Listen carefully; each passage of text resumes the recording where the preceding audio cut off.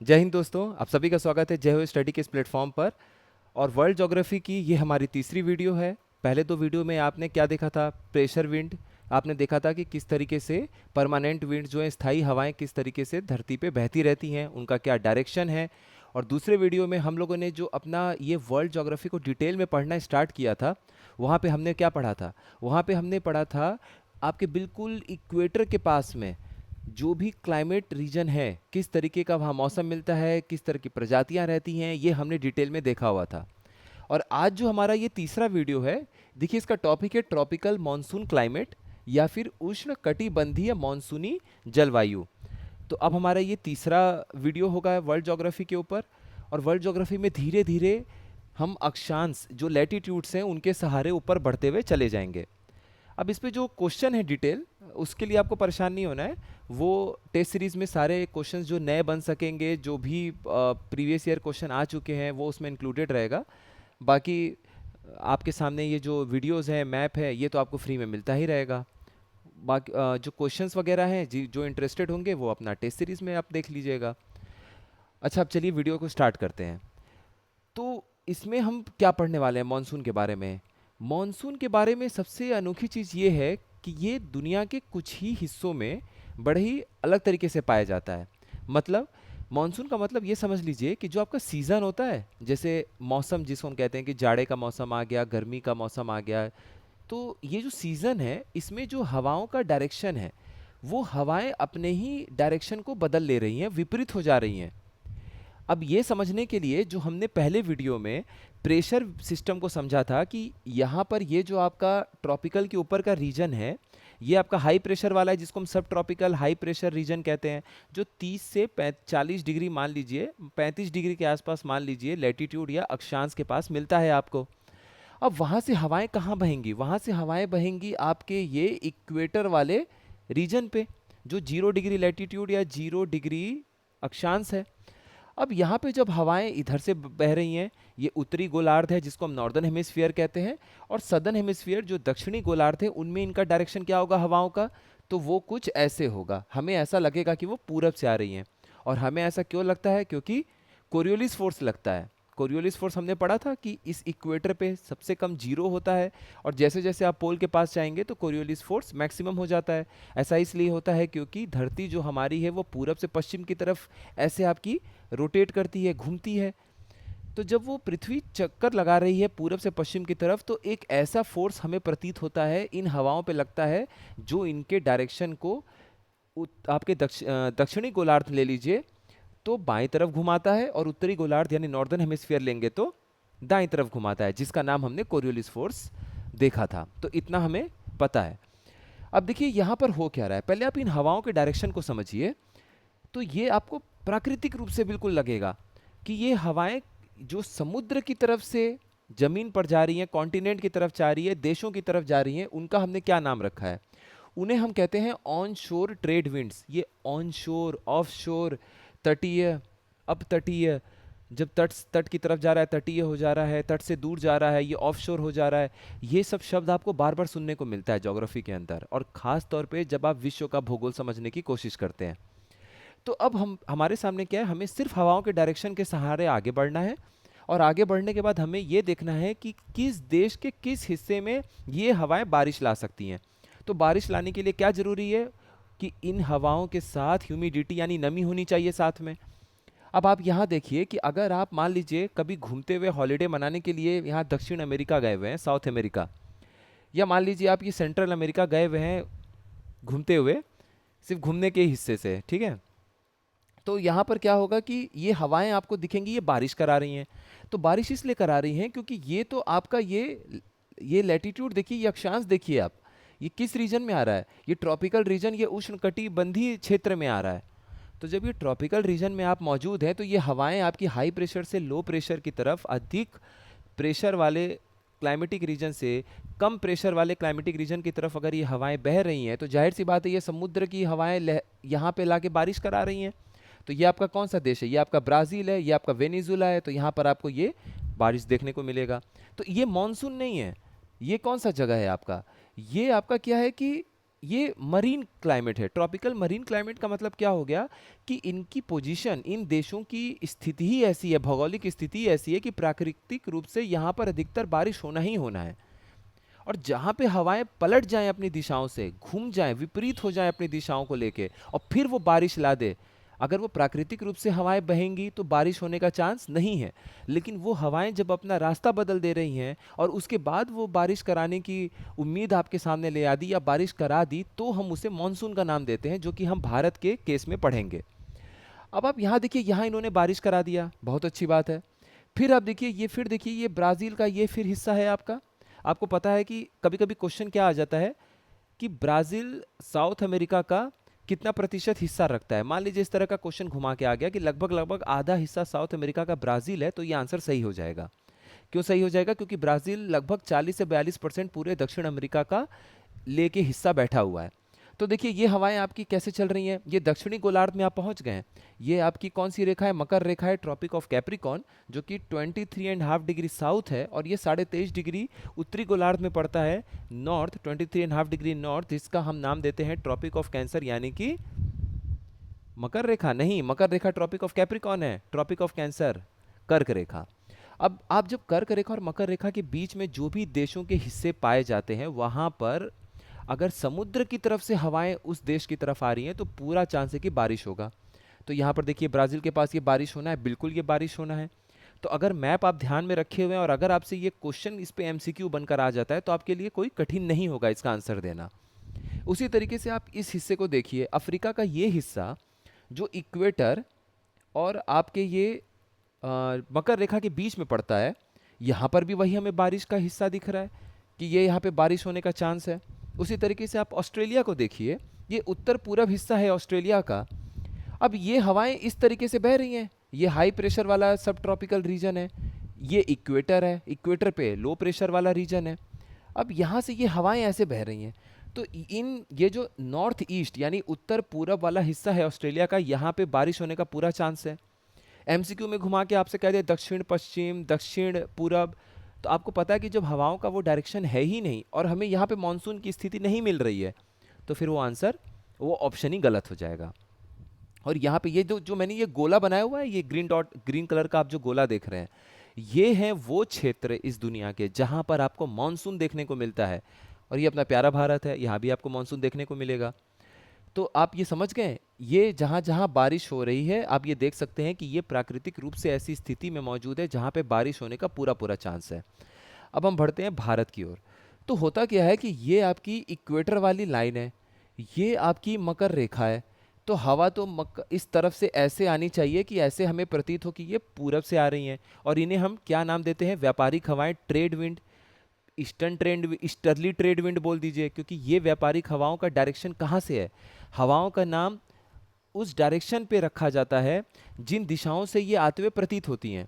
अब चूंकि ये हवाएं आपको दिख रही हैं, ये आपको पूरब से आते हुए दिख रही हैं, पूरब से आते हुए प्रतीत हो रही हैं, तो इनका नाम आप रख दीजिए पूर्वी व्यापारिक हवाएं, ईस्टर्ली ट्रेड विंड्स। खत्म काम, कोई बहुत टेंशन लेना नहीं है। तो जब ये हवाएं यहाँ पर आती हैं तो होता क्या है कि इसमें बहुत सारे फैक्टर हैं। जब हम इंडियन मॉनसून को कभी समझेंगे तो आपको कई सारे कारण समझ में आएंगे कि क्यों ये हवाएं यहाँ से पार होने के बाद आपकी फिर ये भारत की तरफ बढ़ रही हैं आगे। एक तो आप ये समझ जाइए कि आपके पास ये तिब्बत वाला प्लेट्यू है। तो जब जून का समय आ रहा है और सूरज की रोशनी इस क्षेत्र में सबसे अधिक पड़ रही है, सीधी रोशनी पड़ रही है, ये सूरज की सीधी रोशनी पड़ रही है, तो ये आपका क्या होगा? यहाँ पे गर्मी बढ़ गई तो हवाएं ऊपर राइज करेंगी। हवाएं जब ऊपर जाएंगी तो नीचे का लो प्रेशर रीजन हो जाएगा, क्योंकि हवा का दबाव कम हो गया। जब ये लो प्रेशर रीजन होगा तो जमीन, आपको पता है कि समुद्र की तुलना में जल्दी गर्म और जल्दी ठंडा होता है, इसलिए ठंड में ये हाई प्रेशर रीजन हो जाता है और गर्मी में ये लो प्रेशर क्षेत्र हो जाता है, कम दबाव वाला क्षेत्र हो जाता है। तो जब ये गर्मी में कम दबाव वाला क्षेत्र होगा और यहाँ से जब हवाएं आएंगी तो ये पुकारेंगी उसे, क्योंकि ये कम दबाव वाले क्षेत्र हैं, यहाँ पे हवा की भारी कमी है, ये हाई प्रेशर वाला जगह हो जाएगा समुद्र, और ये हवाएं फिर ऐसे मुड़ जाती हैं इसकी तरफ। ये एक कारण है मानसून का, मानसून के इससे भी अधिक कारण है। तो अभी बेसिक लेवल पे हम ये समझ गए। तो हवाएं यहाँ से आके अपना डायरेक्शन, पहले क्या होगा कि पहले तो ये पूरब से आएंगी इक्वेटर की तरफ, कहाँ से? मकर रेखा वाले साइड से। और फिर जैसे ही ये इक्वेटर को पार करेंगी, इनके ऊपर लगेगा कोरियोलिस फोर्स। जैसे ही कोरियोलिस फोर्स लगेगा तो जो हवाएं पहले ऐसे आ रही थी वो इक्वेटर पार की, और अब कोरियोलिस फोर्स आपको चूंकि दाएं तरफ मोड़ता है तो वो हवाएं ऐसे हो जाएंगी। और ये पता है कि ये अरावली है, अरावली के साथ साथ ये हवाएं निकल जाती हैं, तो इसीलिए ये मानसून की बारिश वहां पे नहीं होती है और आपको रेगिस्तान देखने को मिलता है थार का। अब यहाँ पर जो अपना उत्तर प्रदेश है खास तौर पे, यहाँ पे हमें मानसून कौन से मानसून की तरफ के बादल आते हुए दिखते हैं, ये तो चलिए ठीक है, इसका नाम हम रख देते हैं दक्षिण पश्चिम मानसून। क्यों? क्योंकि मैंने आपको बताया कि हवाओं का दिशाएं, जो भी हवाओं का जिस तरफ से आपको दिशाएं दिखेंगी आते वक्त, उसी के नाम पर आप वहाँ पे रख दीजिए उस हवा का नाम। तो मानसून हमें किस दिशा से आते हुए दिख रहा है? दक्षिण और पश्चिम की तरफ से, तो इसका नाम हम रख देंगे साउथ वेस्ट मानसून। तो ये दक्षिण पश्चिम मानसून हो गया। तो गर्मी से समय जो ये बारिश कराने वाला मानसून है, ये दक्षिण पश्चिम मानसून हो गया। और हमारी तरफ जो यूपी में अधिकतर जो बारिश होती है वो इसी पश्चिम बंगाल की तरफ से ऐसे मुड़ कर आती है। तो आपको पता है मानसून दो पार्ट में टूट जाता है, बे ऑफ बंगाल वाला ब्रांच है, बंगाल की खाड़ी वाला ब्रांच, और दूसरा आपका अरेबियन सी, अरब की लहर वाला ब्रांच। दोनों आके लगभग लगभग नई दिल्ली के पास आके मिलती है, दिल्ली के पास में। अब चूंकि ये अपने साथ जब जमीन पर आगे बढ़ेगी तो समुद्र में तो उसे भाई जहाँ भी वो हवाएं चल रही हैं तो उसे बहुत अच्छा खासा ह्यूमिडिटी मॉइस्चर देखने को मिल रहा है, नमी देखने को मिल रही है। तो भरपूर बारिश कराने के लिए बादल में बहुत सारा नमी है। लेकिन जब ज़मीन पे आगे बढ़ेगी तो धीरे धीरे वो आपका बारिश का जो इंटेंसिटी होगा ना, जो जिस रफ्तार से जिस मजबूती से बारिश होनी चाहिए उसमें भारी गिरावट होगी, और दिल्ली के पास आते आते बारिश कम होने लगती है। हालांकि अब ज़्यादा होने लगी है क्योंकि यहाँ पर ये जो मानसून है ये और इंटेंस और ज़्यादा बनने लगा है। तो वहाँ का जो नमी है वो दिल्ली तक लगभग अब दोनों ही तरफ से पहुँच जाता है, इतनी इतनी मात्रा में तो पहुँच ही जाता है कि अच्छी खासी बारिश करा पाए। अब हम क्या पढ़ना चाहते हैं? अब हम ये देखते हैं कि ये दक्षिण पश्चिम मानसून है, हमने हवाओं के डायरेक्शन, दिशाओं के नाम पे उनका नाम रख दिया। और अब ठंड के समय क्या होता है कि सूरज की रोशनी आपको पता है कि वो धीरे धीरे धीरे सीधे यहाँ पड़ती है। मान लीजिए नवंबर का महीना आ गया, अक्टूबर नवंबर का, तो अब ये इक्वेटर के नीचे यहाँ पे मकर रेखा के आसपास हवा, ये सूरज की रोशनी सीधे यहाँ पड़ रही है, सीधे यहाँ पड़ रही है। तो ये हो गया आपका अक्टूबर नवंबर में ठंडा वाला क्षेत्र, ये हो गया गर्म वाला क्षेत्र, ये हो गया हाई प्रेशर रीजन, ये हो गया लो प्रेशर। तो यहाँ से हवाएं आनी शुरू हो जाएंगी। अब जब यहाँ से हवाएं आना शुरू हो जाएंगी तो अब हम हवाओं के दिशा के नाम पे जब दोबारा से हवा का नाम रखेंगे तो अब इसे हम क्या बोलेंगे? जब इसे हम साउथ वेस्ट दक्षिण पश्चिम मानसून का नाम दे रहे थे तो इसे हम क्या नाम देंगे? उत्तर पूरब, यानी कि नॉर्थ ईस्ट मानसून। इसीलिए आप ये हमेशा देखेंगे कि नॉर्थ ईस्ट मानसून ऑफशोर है। ऑफशोर का मतलब क्या हो गया? अपतटीय, मतलब अब ये तट की तरफ नहीं जा रहा है, तट से दूर जा रहा है, मतलब ये अब जमीन से समुद्र की तरफ जा रहा है। तो जब जमीन से समुद्र की तरफ, देशों से समुद्र की तरफ हवाएं बहेंगी तो नमी तो उसे मिलेगी नहीं जमीन के ऊपर, तो ये बारिश कराएगी? नहीं करा पाएगी। तो इसे हम क्या बोलते हैं ठंड में? नॉर्थ ईस्ट मानसून है, जो कि अब वापसी कर रहा है, अब इसकी विदाई का समय आ गया है। अब यही नॉर्थ ईस्ट मानसून जब आपका बंगाल की खाड़ी के पास पहुंचेगा तो देखिए इसकी डायरेक्शन क्या है। ये रेड वाला नॉर्थ ईस्ट मानसून है, ये वापस जाना शुरू करता है। तो ये आपका बंगाल की जो खाड़ी है वहां पे जब ये जा रहा है तो मज़ा आ गया, क्योंकि इसको तो मिल गया बारिश का पानी। जब बारिश का पानी मिल गया तो अब इसके सामने भारत का कौन सा हिस्सा सामने पड़ गया इस मानसून के? जब ये मानसून वापस जा रहा था बंगाल की खाड़ी से पानी लेकर, तो ये पड़ गया आपका तमिलनाडु वाला हिस्सा। इसीलिए ठंड में नॉर्थ ईस्ट मानसून, जहां बाकी भारतीय क्षेत्रों में एकदम ठंडा और सूखापन टाइप का ला देता है, वहीं पे ये बारिश करा देता है। अब इसीलिए अगर आप इस टॉपिक को पढ़ेंगे तो इसमें आपको 3 तरह का क्लाइमेट समझाएंगे लोग, सीजन बताएंगे। कौन सा हो गया? आपका जो जून से सितंबर वाला है वो थोड़ा सा वेट, गीलापन वाला दिखेगा और बारिश वाला मानसून दिखेगा, समय दिखेगा। सितंबर के बाद से हमारे मानसून की विदाई होनी शुरू हो जाएगी, तो अक्टूबर से मार्च के बीच में पतझड़ वाला मौसम दिखेगा। और उसके बाद फिर आपकी गर्मी दिखेगी। गर्मी के समय में टेम्परेचर आपको पता ही है कि कितना हाई जाता है। अब सवाल यहाँ पर एक ये भी आता है कि जो आपके पेड़ पौधे होते हैं वो आखिरकार अपने पत्तों को मतलब क्यों गिराते हैं, क्यों छोड़ते हैं, क्यों पतझड़ होता है? तो उसका सीधा सा बात यह है कि पत्ते जो हैं वो पानी भी छोड़ते हैं अपने साथ में, इवापोरेट वाष्प बनता है, जिसे हम एक शब्द क्या देते हैं, जिसे हम एक शब्द आपका देते हैं, जैसे ये देखिए ट्रांसपिरेशन, इवापो ट्रांसपिरेशन लॉस, यानी कि पत्तों से जो हमारा पानी भी साथ में छूटता रहता है, भाप बन के वाटर वेपर के रूप में निकलता रहता है पत्ते से। तो पेड़ अब नहीं चाहता है कि, एक तो मेरे पेड़ को पता है कि बारिश नहीं होनी है, तो मुझे उन मॉइस्चर को, उस पानी को इकट्ठा रखना है जो भी मेरे पास है। तो उसका लॉस ना हो तो वो पत्तों को छोड़ देता है। जब पत्तों को छोड़ देता है तो पेड़ से जो जिस रफ्तार से वो भाप के रूप में पानी बाहर जा रहा था, मॉइस्चर बाहर जा रहा था, अब वो मॉइस्चर नहीं जाएगा। उसकी वजह से क्या होगा कि ये वाष्पोत्सर्जन है, ठीक है। तो इससे क्या हो जाएगा, ये वाष्प और उत्सर्जन, उत्सर्जन मतलब किसी चीज़ को ऐसे उत्सर्जन करना, छोड़ना, और वाष्प मतलब आपका वाटर वेपर। तो वाष्प और उत्सर्जन मिलके वाष्पोत्सर्जन बढ़ जा रहा है, गुण संधि ओ हो जा रहा है, अ प्लस उ मिलके ओ हो जा रहा है। हिंदी में आप लोग पढ़ेंगे यारों के लिए। तो ये जो है ड्राई पीरियड कहलाता है। ड्राई पीरियड है, ये इनका शुष्क वाला समय है, शुष्क अवधि है। इसमें ये पत्तों उत्तों को छोड़ दिए हैं और पेड़ बिल्कुल से मायूस टाइप के आपको नजर आएंगे। इसीलिए इस रीजन को, इस क्षेत्र को, क्लाइमेटिक रीजन को ट्रॉपिकल, क्योंकि ये उष्णकटिबंधीय है, इसका रीजन आप देख रहे हैं मकर और कर्क रेखा के बीच में पड़ता है, और इसीलिए इसका नाम है ट्रॉपिकल डेसिडियुअस फॉरेस्ट। तो डेसिडियुअस शब्द का मतलब ही है कि ड्राई, शुष्क वाला समय, इसीलिए इसका नाम है ट्रॉपिकल डेसिड्यूअस जंगल कहलाते हैं जो इसमें मिलते हैं। अब इसमें हमें इंपॉर्टेंट जो पेड़ हैं वो हमेशा आता है क्वेश्चन, एमसीक्यू आपको मिल जाएगा, उसके लिए टेंशन मत लीजिएगा टेस्ट सीरीज में। तो इसमें कौन कौन से हमारे लिए इंपॉर्टेंट पेड़ हैं जो आपको एग्जाम में अक्सर देखने को मिलेगा? रोजवुड, जिसे हम इंग्लिश में रोजवुड कहते हैं, हिंदी में शीशम बोलते हैं, शीशम की लकड़ी आपको देखने को मिलती है। अकेशिया, बबूल देखने को मिलता है, साल का वृक्ष देखने को मिलता है, और टीक, टीक मोस्ट इंपॉर्टेंट पेड़ है इस तरह के जंगलों में पाए जाने वाले, या इस तरह के क्लाइमेटिक क्षेत्रों में पाए जाने वाले जो पेड़ है उसमें सबसे इंपॉर्टेंट है आपका टीक।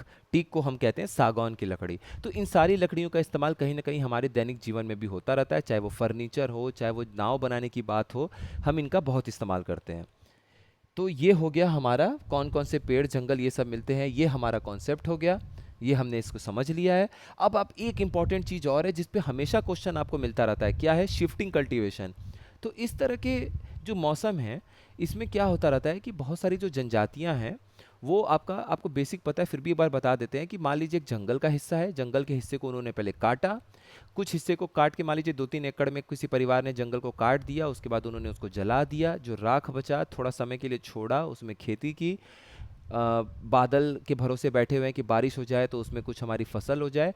जितनी उनकी ज़रूरतें हैं वो लोग उतना उगाते हैं, खाते पीते हैं, और जब समय के साथ उस ज़मीन की जो उर्वरता है, जो फर्टिलिटी है, वो धीरे धीरे कम होने लगती है, तो फिर वो वहाँ से हट के अगले जंगल के साथ भी ऐसा ही करते हैं। तो अब आप ये थोड़ा सा यहाँ पे जगह की कमी थी इसलिए मैंने इंग्लिश में इसको लिख दिया, लेकिन ये नाम जो है वो हिंदी में भी सेम ही है। तो क्या क्वेश्चन आता है कि मलेशिया में इस ये शिफ्टिंग कल्टीवेशन को जो हम झूम कृषि बोलते हैं, तो इसका देशों का नाम पूछ देता है और बगल में लिख देता है कि इसको किस नाम से पुकारा जाता है। तो मैच द कॉलम में आपको ये क्वेश्चन देखने को मिल जाता है। तो मलेशिया में से क्या कहते हैं? लदांग। अब लदांग के बाद आपको एक ललांग भी मैंने पिछले वीडियो में पढ़ाया था, प्लीज़ कमेंट सेक्शन में लिख के बताएगा कि ललांग थी क्या, ललांग क्या था जो हमने पढ़ा था। बर्मा में हम इसे क्या कहते हैं? तोंगिया। आपको तोंगिया याद हो सकता है कैसे? क्योंकि बर्मा क्या है? म्यांमार, और म्यांमार की राजधानी क्या है? योनग्यांग। नैपीदाव है वैसे, तो इस तरीके से आप समझ जाइए क्या है। तो ये तोंगिया हो गया, योनग्यांग इस तरह से समझ गए। चलिए योनग्यांग मत करिए, नापीदाव कर लीजिए। तो इस तरह से जो अजीबोगरीब आपको चाइनीज़ नाम मिलेगा, नैपीदाव, तोंगियांग, तो ये क्या हो गया? तोंगिया, ऐसे समझ लीजिए। उसके बाद क्या आपका? थाईलैंड, टी से थाईलैंड, टी से तमराई, तो थोड़ा सा नाम पास में लगेगा। फिलीपींस में क्या बोलेंगे? शैंगीन। जावा में हुमा। श्रीलंका में चेना। और मेक्सिको से मिल्पा, एम से मिल्पा, एम से मेक्सिको, जो कि सेंट्रल अमेरिका में देखने को मिलता है। तो देखिए ये सेंट्रल अमेरिका में देखने को मिल गया। ये लोकेशन देखिए थोड़ा सा थाईलैंड के आसपास आपको ये जंगल देखने को मिल गया, थाईलैंड में बोलते हैं तमराई। तो ये नाम 2-3 बार आप देखेंगे, इसको अच्छे से आप देख लीजिए, नाम 2-3 बार देखेंगे तो आपको याद हो जाएगा। तो ये हमारा ट्रॉपिकल मानसून जो कि उष्णकटिबंधीय मानसूनी जलवायु है, ये हमारा कंप्लीट होता है। इसके बाद हम अगला ग्रासलैंड पे देखने की कोशिश करेंगे, और धीरे धीरे बाकी हम वीडियोस कवर करते रहेंगे, जो भी आगे इंपॉर्टेंट पेड़, जनजातियाँ, सब कुछ मिलती हैं। पहले इस वीडियो के साथ क्लाइमेटिक रीजन के साथ उसको कंप्लीट करते हैं, फिर हम आगे आपका जो भी जियोलॉजी से रिलेटेड जो भी वीडियो है, वॉल्केनो है या जो भी है, वो सब कंप्लीट करते चलेंगे। तो अगला वीडियो जो है वो एक वीडियो आपको G20 पे मिल जाएगा, क्योंकि आप लोगों में से बहुत लोगों की रिक्वेस्ट थी कि G20 पे एक वीडियो बनाइए, तो उसे इंडिया के मैप के साथ किस किस लोकेशन पे कहाँ पे G20 हुआ है इस तरीके से बताने की मेरी पूरी कोशिश होगी। कोई कॉन्सेप्ट होगा, उसके साथ में कब बना, वो सारा डिटेल वीडियो आपको मिल जाएगा 1-2 दिन में। ठीक है, तो आज अपना वीडियो यहीं पे कंप्लीट करते हैं। बाकी टेस्ट सीरीज़ अपनी लॉन्च हो ही चुकी है। आप में से देखिए, टेस्ट सीरीज़ हमेशा लगाना चाहिए एग्ज़ाम के पहले। अगर आपने कहीं और ज्वाइन कर रखा है तो उसे पूरा लगाइए। 5 टेस्ट सीरीज़ 3 टेस्ट सीरीज़ मत उठाइए, एक को ही लीजिए लेकिन उसे पूरा कंप्लीट करिए। और अगर आप हमारे साथ भी जुड़ना चाहते हैं तो हमारे साथ भी आप अच्छा कर सकते हैं। ठीक है, तो आज अपना वीडियो यहीं कंप्लीट करते हैं। कल हम लोग मिलते हैं G20 वीडियो के साथ में। G20 के बाद अपना वर्ल्ड ज्योग्राफी का ये वाला हिस्सा कंटिन्यू रहेगा। बहुत बहुत धन्यवाद, अच्छे से पढ़ते रहिए।